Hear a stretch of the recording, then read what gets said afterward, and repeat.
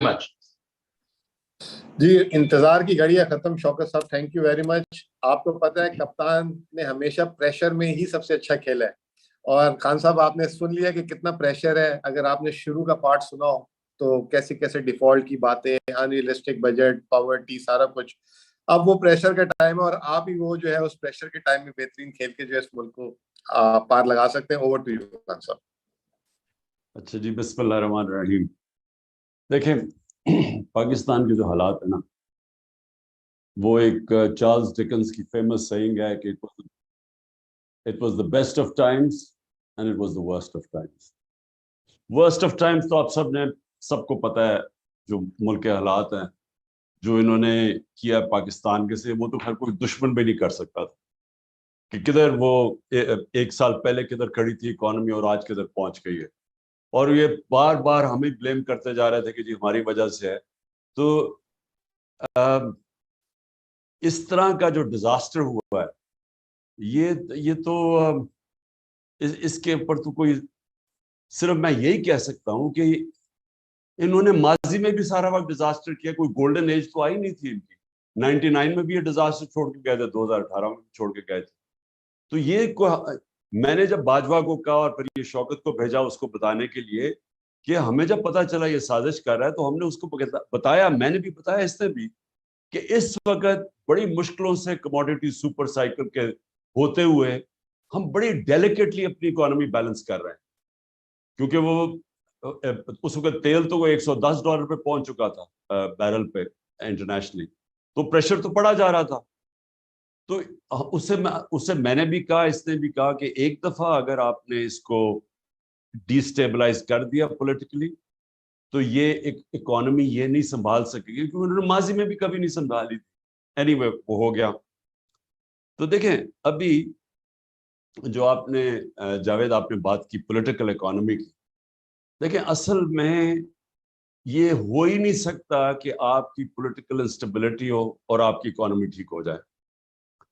یہ ہو ہی نہیں سکتا کہ آپ ایک ویک پولیٹیکل گورنمنٹ آئے اور وہ آ کے ریفارمز کر دے. یعنی مجھے پتا ہے کہ کس طرح ہم نے یہ 3.5 سال گزارا کیا تھا, جب ہمارے پاس کلیئر میجورٹی نہیں تھی, ہم مضبوط نہیں تھے, تو کس طرح کے پریشر فیس کرنے پڑے کہ جب بھی کوئی طاقتور مافیا کو پر ہاتھ ڈالتے تھے تو اپنے اندر سے ہی اپنی میجورٹی بچانے میں پرابلم لگ جاتا تھا. اور پھر جب سپر کنگ صاحب اگر فیصلہ کریں کہ یہاں اکاؤنٹیبلٹی نہیں ہونی, تو ہم جو مرضی کر لیں, اکاؤنٹیبلٹی نہیں ہو سکتی تھی, کیونکہ یہاں ہماری کمزوری اتنی تھی. تو یہ جو اب ہے, یہ ورسٹ آف ٹائمز تو بتا دیا, بیسٹ آف ٹائمز تب آئے گا اگر ایک اسٹرانگ اور اسٹیبل گورنمنٹ پبلک مینڈیٹ سے آئے, اور پھر اس کرائسس کی وجہ سے وہ سویپنگ ریفارمز کرے, جو بڑی دیر پہلے پاکستان کو کرنا چاہیے تھا, لیکن نہ کسی کی ویژن تھی اور نہ ہو سکتا طاقت بھی نہ ہو, جو ہمارے پاس نہیں تھی وہ اسٹرینتھ. لیکن اب میں پہلی دفعہ دیکھ رہا ہوں کہ اس کرائسس میں تو آپ بزنس ایز یوزول کنڈکٹ کر ہی نہیں سکتے. اس میں تو آپ وہ سٹیپس لینے پڑیں گے جو میرے نہیں خیال میں کسی گورنمنٹ نے ابھی تک لی, اور وہ لینے پڑیں گے, کیونکہ کوئی بھی چیز اب اس کرائسس سے نکل نہیں سکتی. لیکن میرے خیال میں کہ اگر ایک پبلک مینڈیٹ سے گورنمنٹ آئے, لوگوں سے سچ بولے, لوگوں کو تیار کرے. میں جو اپنی قوم کو جانتا ہوں, جو میں نے ایک زیرو سے پارٹی اٹھا کے ادھر تک آج پہنچی ہے کہ سب سے بڑی پارٹی ہے پاکستان کی تاریخ میں, یہ جو آج جو پبلک ہماری سٹینڈنگ ہے, یہ کسی پارٹی کی نہیں تھی. ویسٹ پاکستان, ہاں مجیب الرحمان کی پارٹی تھی 1970 میں ایسٹ پاکستان, لیکن ادھر کبھی پارٹی کی اس طرح کی پبلک بیکنگ نہیں جو آج اس کی. تو اس پبلک بیکنگ کا فائدہ اٹھاتے ہوئے ہم اگر الیکشنز کے اندر ایک کلیئر میجورٹی آتی, اس کے بیس کے اوپر لوگوں کو مینٹلی تیار کر کے پہلے کہ یہ آپ ایکسپیکٹ کریں کہ ہم نے بڑے مشکل وقت سے گزرنا ہے, ہم نے یہ کینسر پھیل رہی ہے جسم میں, اس کو کاٹنا ہے, تکلیف ہوگی, لیکن اس کے بعد آپ کا اچھا وقت آ جائے. جو میں اپنے لوگوں کو جانتا ہوں, آپ دیکھ لینا, یہ بڑی ریزیلینٹ قوم ہے, یہ کھڑی ہو جائے گی. صرف اس کا ہمیں کرنا کیا پڑے گا, اس مشکل وقت میں جو ثانیہ نشتر کے پروگرامز ہیں, جو بڑے اچھے مجھے بھی اس نے ایکسپلین کیا, وہ جو ٹارگیٹڈ سبسڈیز کا پروگرام ہے, ہیلتھ کارڈ ہے, ہم نے ان کی پروٹیکشن کے لیے, جس طرح سستے قرضے ہیں, یہ ہمیں ان کی پروٹیکشن کے لیے چیزیں دینی پڑیں گی جو سب سے ونربل طبقہ, اس کو دے کے تو پھر بڑی ریڈیکل ریفارمز, جس میں ساری آپ نے بات کر دی. یہ جو گورننس سسٹم ہے, یہ تو بالکل ہی ایک ایسا سسٹم ہے جس کے اندر ہم نکل ہی نہیں سکتے. یہ جو ہمارے پرابلمس ہیں, وہ اس کی وجہ یہ ہے کہ اتنا انویلڈی قسم کا سسٹم ہے کہ آپ جو ہم چیزیں چاہتے ہیں نا, ہمارا پرابلم تو ٹوین ڈیفیسٹس ہے, ایک طرف کرنٹ اکاؤنٹ ہے, دوسری طرف فسکل ہے. تو ان دونوں کو ٹھیک کرنے کے لیے پہلے تو ریفارمز چاہیے سسٹم, ہر تھرو آؤٹ ہر چیز کے اندر ریفارم چاہیے. لیکن جو میں سب سے پہلے جو شارٹ ٹرم کی آپ بات کر رہے ہیں نا شوکت, سب سے جو ہم امیڈیٹ اگر ہم کہیں سے ریلیف مل سکتی ہے, کیونکہ دو ہی پرابلمز ہو جاتے ہیں. سب سے بڑا پرابلم تو ڈالر کا ہوتا ہے, ہمارا روپیہ گرنا شروع ہو جاتا ہے, اس سے انفلیشن بڑھنی شروع ہو جاتی ہے, اس سائیکل کے اندر ہی ہم پھنسے ہوئے ہیں, اور اس کی وجہ سے انویسٹمنٹ نہیں آتی. کیونکہ جب آپ کا کرنسی گر رہی ہو تو جو باہر سے انویسٹر ہے وہ اگر یہ سمجھتا ہے کہ ڈالر میں ہی پیسے رکھے تو فائدہ ہے, وہ کیوں پاکستان میں اپنے ڈالر چینج کر کے انویسٹ کرے. اور اپنے بھی لوگ, ہمارے بھی لوگ آج جو حالات ہیں پاکستان کے, سارا پاکستان کے اندر بھی انویسٹر وہ ڈالر ہی لے کے بیٹھ جائے. وہ کیوں انویسٹ کرے جب اسے پتا ہے کہ اسے یہ نہیں پتا کہ کرنسی کتنی تیزی سے گرے گی. سو جو سب سے امپورٹنٹ چیز وہ یہ ہے کہ ہم پہلے تو اپنے روپے کو کیسے مضبوط کر سکتے, وہ کون کون سی چیزیں ہیں جو ڈالر انکم بڑھا سکتی, اور وہ سب سے امپورٹنٹ جو اوورسیز پاکستانی ہیں اس کو ہم کیسے پاکستان کے اندر انویسٹ کروا سکتے. ہم نے ریمیٹنسز تو اس نے ہمیں ٹرسٹ کیا, ریکارڈ ہم نے اٹھا دی. روشن ڈیجیٹل بائی دا وے 1.5 سال کے اندر تقریباً 5.5 ارب ڈالر آ گیا تھا, اور وہ تیزی سے بڑھ رہا تھا, یعنی تیزی سے گرو کر رہا تھا. تو ہم اور کیا کر سکتے ہیں ان کو اس ملک میں انویسٹ کروانے کے لیے. میں نے 2 بڑے پروجیکٹ سوچے تھے. ایک یہ سندھ گورنمنٹ نے سکیٹل کر دیا بنڈل آئیلینڈ کا, billions of dollars, 5-6 billion dollar تو ایک وقت ہی کمٹ ہو گئے تھے باہر سے, بڑے کنسورشنز تھے. اور پھر یہ راوی سٹی, یہ بھی اس کو بھی 12 مہینے اس اسٹے آرڈر دے دیا, 12 مہینے. تو وہ 12 مہینے وہ انویسٹرز, اور اب پہلی دفعہ آ گئے انویسٹرز, اور وہ بھی اور سارے باہر سے تھے. تو یہ جو پاکستان کے اندر ڈالرز کیسے لے کے آنے اوورسیز پاکستانی سے, یہ ہے کہ اچھا اب میرا سب سے زیادہ انٹریکشن اوورسیز پاکستانی سے, کیونکہ شوکت خانم کا آدھا پیسہ ادھر سے آتا ہے, بنانے میں سب سے زیادہ انہوں نے میری مدد کی تھی کیونکہ میں جاتا تھا پاکستانی کمیونٹی سے. سو ان کو پرابلمس کیا آتے ہیں؟ نمبر 1 کہ وہاں ٹائم بہت لگتا ہے. وہ کہتے ہیں پاکستان کے اندر اگر آپ انویسٹ کرتے ہیں تو ٹائم بڑا ضائع ہوتا ہے. ہماری جو سپیڈ ہے کام کرنے کی, جو گورنمنٹ ڈپارٹمنٹس میں, وہ اتنی سلو ہے کہ ہمارے لیے بڑا مشکل ہے کہ ہم ٹائم از مانی. تو وہ سب سے پہلے تو وہ یہ کمپلین کرتے ہیں. سیکنڈلی وہ رشوت کی بات کرتے ہیں, ہر جگہ وہ پیسے لیتے ہیں, اور جو سپیڈ منی کہتے ہیں, وہ جو لوگ اس سسٹم پہ عادی ہو جائیں وہ یہاں ایڈجسٹ ہی نہیں کر سکتے. اچھا کئی دفعہ ان کے بچے آ کے یہاں بڑے موٹیویٹڈ ہوتے ہیں پاکستان میں انویسٹ کرنے کے لیے, وہ بےچارے یہاں دھوکے کھا کے جب ان سے کوئی فراڈ ہوتا ہے, کوئی کانٹریکٹ انفورسمنٹ نہیں ہوتی, وہ سارے واپس چلے جاتے ہیں. تو اوور لاسٹ 40 ایئرز جو میں نے اوورسیز پاکستانی کو اتنی دفعہ دیکھا, کوشش کرتے تھے آنے کے لیے, یا سسٹم ہی نہیں الاؤ کرتا ان کو انویسٹ کرنے کے لیے. لیکن ایک تو بڑا انویسٹر ہے نا, لیکن وہ جو اسمال اور میڈیم انڈسٹری والا انویسٹر ہے وہ بڑا تو نہیں ہے, لیکن 1 کروڑ پاکستانی باہر, ان میں سے ہی پیسہ جمع کرتے تھے. اور میں آپ بات کر رہا ہوں 70 سے میں کر رہا ہوں, وہ وہاں جا کے پیسے جمع کرتے تھے, پیسے جمع کر کے آگے پاکستان کچھ بزنس میں لگاتے تھے, اور وہ بےچارے 90% پرابلم ہوتا تھا, وہ رول جاتے تھے. یہاں فراڈ ہوتا تھا, کچھ ہوتا تھا, رشوت, وہ چل, بڑا انویسٹر پھر بھی چل جائے, چھوٹے کے لیے تو یہ سسٹم الاؤ کرتا ہی نہیں ہو. سو نمبر 1 میری چیز یہ ہے کہ جو ہمیں ریفارمز کرنی ہے گورننس کے اندر, وہ سب سے پہلے ہم ساری رکاوٹیں روکیں جو کہ ان کے راستے میں آتی. میں جب چائنا بھی گیا, میں نے ان کے پریمیئر سے بات کی, پریمیئر لی سے, کہ ہم پاکستان میں انڈسٹری اپنی ری لوکیٹ کریں. ادھر بھی اسی نے یہ کہا، کہتا کہ اتنی دیر لگتی ہے، وہ سارے کمپلین کرتے ہیں کہ وہاں اتنا پروسیس اتنا لیٹ ہے کہ وہ افورڈ نہیں کر سکتے، وہ چھوڑ کے آ جاتے ہیں، آپ انسینٹیو بھی دیں تو اس کا بھی فائدہ نہیں۔ سو پہلے تو یہ جو میں کہہ رہا ہوں نا کہ یہ کرائسس اپرچونٹی دے گا اپنا گورننس سسٹم ٹھیک کرنے کا۔ ہم نے یہ لاسٹ اپنے آخری 6-7-8 مہینے میں اسمال اور میڈیم انڈسٹری پہ بڑا زور لگایا، ان کی کیونکہ سب سے بڑی تو ان کے اوپر رکاوٹیں، تو ان کی ساری ہم نے گیلوٹین کی، جتنے بھی ان کے اوپر پرمیشنز لینی ہوتی اور انسپیکٹرز اور جو وہ سارا ہم کرتے گئے، تو وہ ہم اس طرف جا رہے تھے، لیکن بہت بڑا رکاوٹ آتی ہے سسٹم کے اندر سے۔ ایک سسٹم جو کرپٹ ہو چکا ہے، اس میں لوگ پیسے بنا رہے ہیں، وہ چینج آنے نہیں دیتے۔ ایف بی آر کے اندر ہم نے اتنی ٹیکنالوجی لانے کی کوشش کی، وہ جب وہ آنے لگتا تھا، وینڈر آتا تھا کوئی باہر سے کہ وہ سارے ہم آٹومیٹ کریں، ادھر سے اندر سے کوئی جا کے وہ اندر سے جا کے کوئی کرتا تھا، وہاں عدالت پہ چلا جاتا، اسٹے آرڈر میں جاتا تھا۔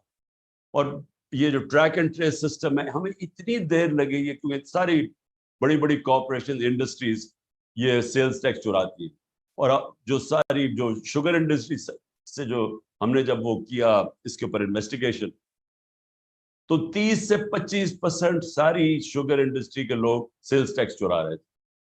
تو وہ ٹریک اینڈ ٹریس سسٹم بڑی مشکلوں سے ہم نے، وہ بھی پہلے سیبوٹاج ہوتا رہا، وہ فائنلی آیا، تو اس سے ایک دم انکم بڑھ جانی تھی۔ لیکن اب پتہ نہیں مجھے کیا سچویشن ہے، لیکن ہماری آخر میں وہ ایک بیوریجز اور یہ شوگر انڈسٹری اور بڑی بڑی جو سیمنٹ ان پہ آنے، تو کہنے کا مقصد میرا یہ ہے کہ اب جو ٹائم ہمیں ہمارے پاس یہ جو کرائسس کا ہے، یہ بہت بڑی اپرچونٹی ہوگی کہ ہم وہ اسٹرکچرل ریفارمز کر دیں اپنے سسٹم میں، جس کے اندر ہم پہلے تو وہ انوائرمنٹ بنائیں انویسٹمنٹ کے لیے، اور میں سمجھتا ہوں کہ سب سے پہلے اوورسیز پاکستانی آئیں گے۔ چائنا اور انڈیا کی جب انہوں نے کھولی اپنی اکانومیز، تو ان کی سب سے پہلے ایکسپریٹڈ کمیونٹی کی سب سے پہلے انویسٹمنٹ آئی، ان کے لیے ہم تیار کریں۔ اور دیکھیں وہ فنومینل ان کے پاس ریسورسز ہیں اوورسیز پاکستانیز کے پاس۔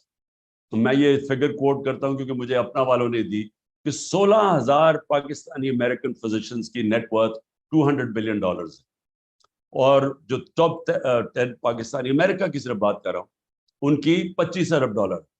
تو یہ سارے جو لوگ ہیں یہ ابھی بھی پاکستان کے لیے ترستے ہیں آنے کے لیے، درد فیل کرتے ہیں، ڈیمونسٹریٹ کرتے ہیں جب برا ہوتا، لیکن انویسٹمنٹ نہیں لے کے آتے کیونکہ وہ سسٹم ہی الاؤ نہیں کرتا۔ اور ہم نے نمبر 1 یہ ہو گیا۔ نمبر 2 جو میری وہ بھی آخر میں ہم نے یہ ریئلائز کیا کہ یہ جو بھی چیز ڈالر انکم لے کے آتی، اس کے لیے ایک علیحدہ منسٹری ہونی چاہیے، کیونکہ وہ کون سی چیزیں ڈالر لے کے آتی ہیں، تاکہ ان کی صرف فوکس ہو کہ وہ منسٹریز جو جدھر کیونکہ وہ کراس دا بورڈ ہوتی ہے نا، ایک تو ایکسپورٹس ہیں آپ کی، لیکن اور بھی آپ کی ہیں، ایگریکلچر ہے، اس کے اندر کون سی چیزوں سے ہم امپورٹ سبسٹیوشن کر سکتے ہیں، لانگ ٹرم پلاننگ ہو، تو وہ ایک جگہ سے مانیٹر ہو۔ کیونکہ میں نے ریئلائز کیا کہ وہ علیحدہ جگہ کام ہوتے ہیں، ان کی کوئی کوآرڈینیشن ہی نہیں ہوتی، اور پھر کوئی کسی کو، یعنی جو بیوروکریسی میں لوگ کام کر رہے ہوتے ہیں، کسی کو اہمیت ہی نہیں ہے کہ ہمیں کتنا امپورٹنٹ ہے اس ملک میں ہم ڈالر انکم بڑھائیں۔ ایک مثلاً کہیں سے گرانٹ آ رہی تھی ڈالرز کی، میں آپ کو صرف مثال دے رہا ہوں، $500 ملین کی آ رہی تھی، وہ ورلڈ بینک والا وہ جو ایلانگو تھا وہ میرے پاس آیا، کہتا کہ تمہیں پتہ ہے تمہارے پاس صرف 2 ہفتے رہ گئے اور وہ گرانٹ واپس جا رہی ہے۔ میں بڑی دیر کا، میں 3 مہینے پہلے ہم نے گو ہیڈ دی ہوئی تھی اس کو، تو میں نے جب چیک کیا ایک سیکشن آفیسر نے آبجیکشن لگا دی تھی اس کو، گرانٹ آ رہی ہے $500 ملین کی، اس آبجیکشن کی وجہ سے وہ صرف 2 ہفتے رہ گئے تھے، وہ گرانٹ واپس جا رہی تھی۔ تو یعنی ایسے لگتا ہے کہ لوگوں کو سمجھ ہی نہیں ہے کہ کتنی امپورٹنٹ ہے اس ملک کے اندر ہماری ایکسپورٹ ارننگز یا ڈالر انکم۔ تو میں یہ سوچ رہا تھا کہ ایک اگر منسٹری کا صرف یہ کام ہو کہ کون سی چیزیں ڈالرز لے کے آتی ہے، اور وہ ان کی سارا وقت پلاننگ ہو رہی ہو کہ ہم کیسے اس کو ایکسپینڈ کر سکتے ہیں، ہم کدھر پرابلمز آ رہے ہیں وہ دور کریں۔ تو اور پھر ایگریکلچر ہے، اور ہے مثلا ٹورزم کی کبھی بھی نہیں ہونی چاہیے کہ اس کو یہ پروونسز کے اندر چلے گی ٹورزم، ان کے پاس کیپیسٹی نہیں ہے ٹورزم ڈیولپ کرنے. ٹورزم فیڈرل سبجیکٹ ہونا چاہیے اوور آل. آپ کیونکہ اس میں اتنا زیادہ پیسہ آ سکتا ہے. صرف ریلیجس ٹورزم میں جو ہم نے شروع کی تھی, ایسی بدھسٹ سائٹس ہیں پاکستان میں, لیکن اس کا کوئی, اب وہ کے پی کے پاس, کے پی میں جو پڑا ہوا ہے مثلا بہت زیادہ سائٹس پائے ہیں, اور یہ جو 40 فٹ کا سلیپنگ بدھا پڑا ہے جو ہمارے دور میں ڈسکور ہوا, تو اس کے لیے تو پورا ایک پلان بننا چاہیے کہ کیسے اٹریکٹ کرے. میں نے وہ کوئی بدھسٹ مونکس آئے تو انہوں نے کہا جی یہاں ساری دنیا اس کو دیکھنا آنا چاہتی ہے, وہاں کوریا سے آئے ہوئے.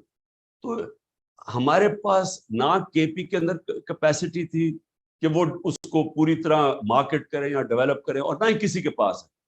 صرف یہ ٹورزم بھی یہ بہت بڑا منی ارنر ہے. میں آپ کو ایک اور بات بتاؤں, میرے پاس آیا آسٹریا سے, اس نے مجھے کہا کہ آپ کا جو وہ ناردرن ایریا پھر کے آیا, اس نے کہا آپ پاکستان دنیا کا اسکیئنگ کیپٹل بن سکتا ہے, کیونکہ وہ برف پگھلتی جا رہی ہے گلوبل وارمنگ سے.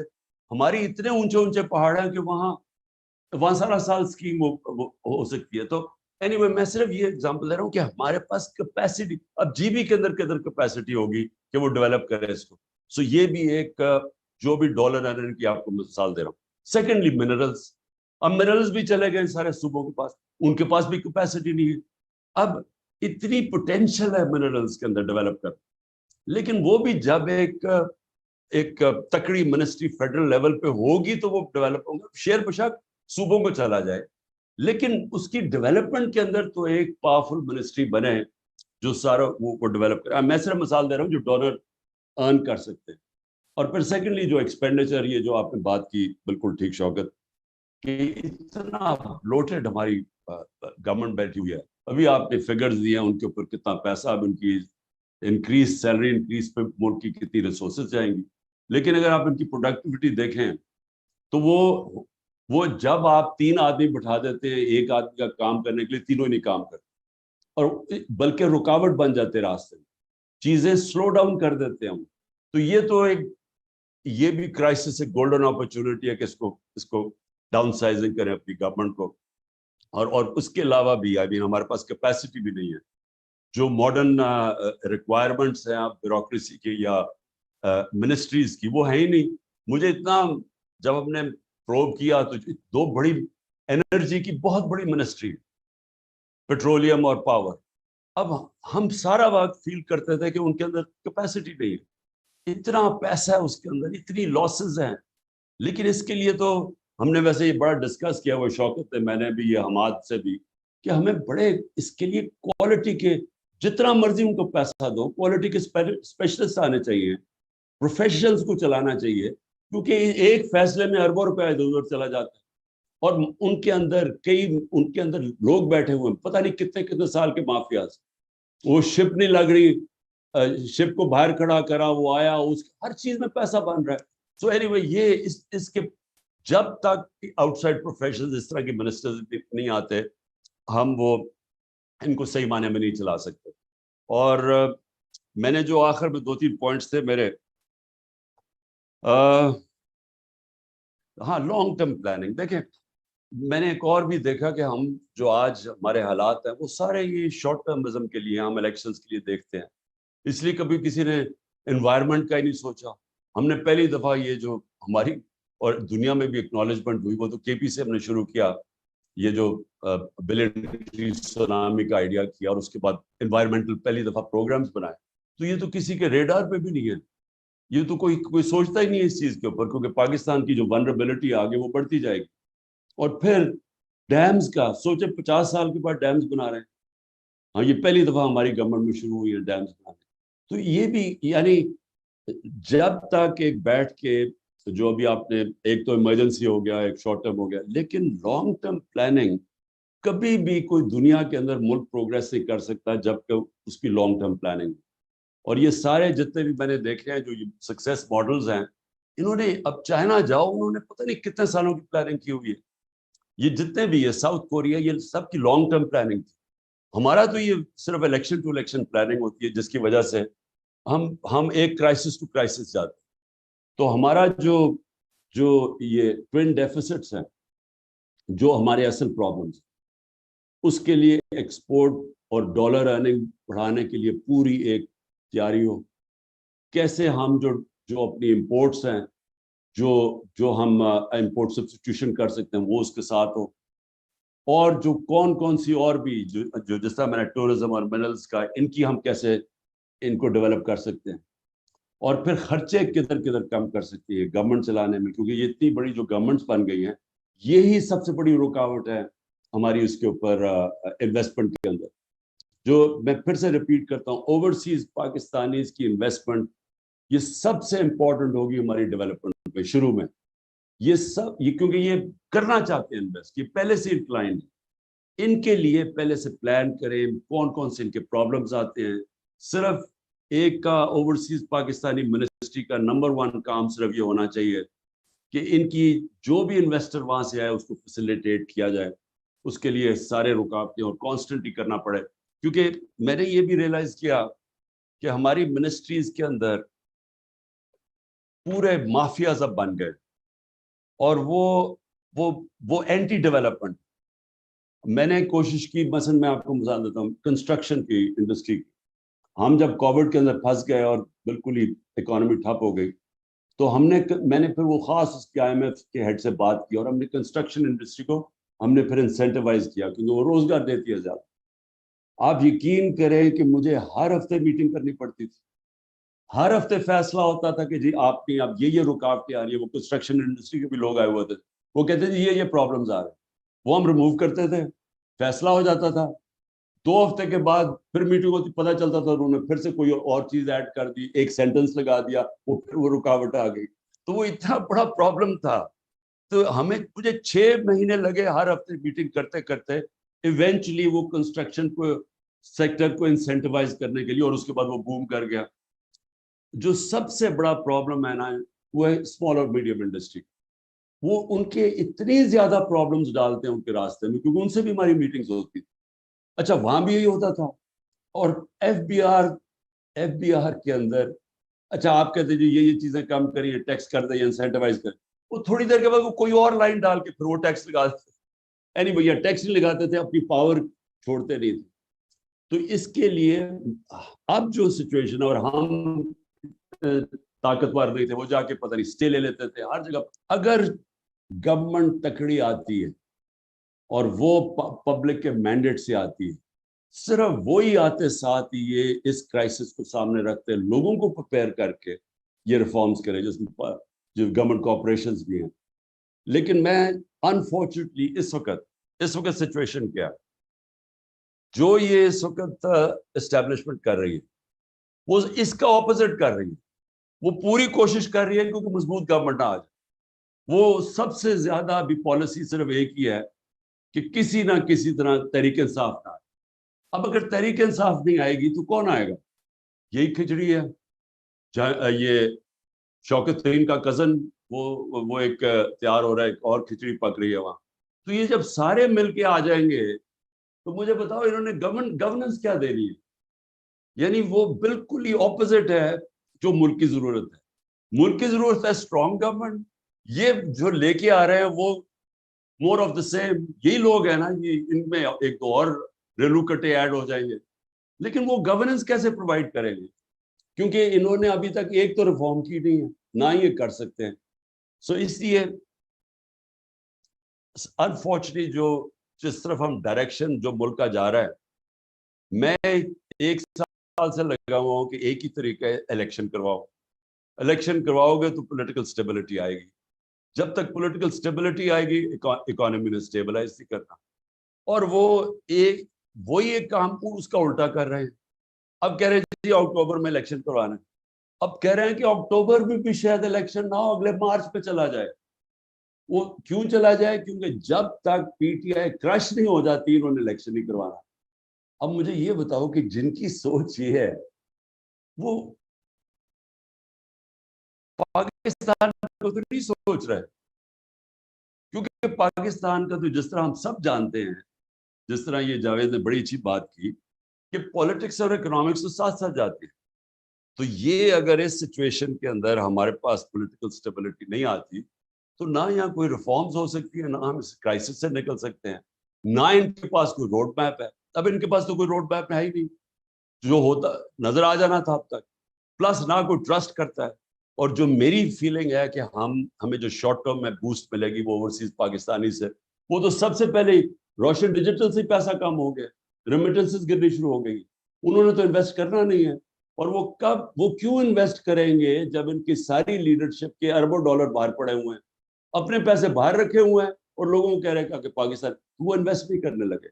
تو ہے ہی صرف ایک سلوشن کہ ہماری جو ریفارم پروگرام کی بگننگ ہوگی وہ ہوگی تب کہ فری اینڈ فیئر الیکشنز ہوں, ایک پبلک مینڈیٹ سے گورنمنٹ آئے, اور پھر وہ سرجیکل ریفارمز کرے, پبلک کو اپنے ساتھ لے. پبلک اس ملک کی بڑی تکڑی ہے. اگر ہم پبلک کو صرف یہ سمجھا دیں کہ آپ کو یہ مشکل پیریڈ گزرنا پڑے گا جب تک یہ ریفارمز چلتی نہیں ہیں, میرے خیال میں پبلک ساتھ چلے گی اگر وہ گورنمنٹ کو ٹرسٹ کرتے ہیں. اور اس کے ساتھ یہ سارے ہم وہ پروگرامز جو ہم نے شروع کیے ہوئے تھے, جس میں ہیلتھ کارڈ بہت امپورٹنٹ ہے, کیونکہ یہ ہیلتھ کارڈ کی صرف یہی نہیں ہے کہ یہ غریب آدمی کا سب سے, جب بیچارہ بیمار ہوتا ہے, عام آدمی, غریب کیا, اب تو مڈل کلاس کا بھی یہی حالات ہے, جب وہ سب سے تکلیف میں ہوتا ہے اس کے پاس ہیلتھ انشورنس ہو, وہ اس سے بہتر نعمت آپ نے کسی کو, آپ عام آدمی کو دے سکتے. لیکن اس کے علاوہ پہلی دفعہ پرائیویٹ سیکٹر کے ہاسپٹل دیہاتی علاقوں میں جا رہے تھے, پہلی دفعہ کیٹرک کے آپریشن کرنے کے لیے ڈاکٹرز نے اپنی چھوٹی چھوٹی کلینکس کھولی تھی دیہاتوں کے اندر, ہیلتھ کارڈ کی وجہ سے. نہیں تو وہاں تو ان بیچارے لوگ بے بس ہے, ہمارے پاس پیسہ ہی نہیں ہے انفراسٹرکچر بنانے کا سارے پاکستان میں ہاسپٹلس کا.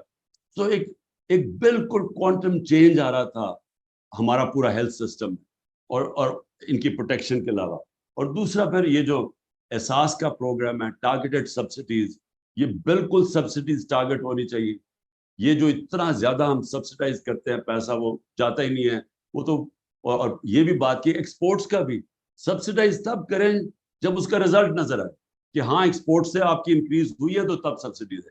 سو یہ جو اب تک سبسڈائز کرنے کے پروگرامز ہیں, اس کو بالکل چینج کرنا چاہیے. اور ثانیہ نے یہ جو یہ نچلے طبقے کے لیے ٹارگیٹڈ سبسڈی, وہ بڑا, میں نے اس کی پریزنٹیشن دیکھی ہے, زبردست پروگرام اس نے بنایا.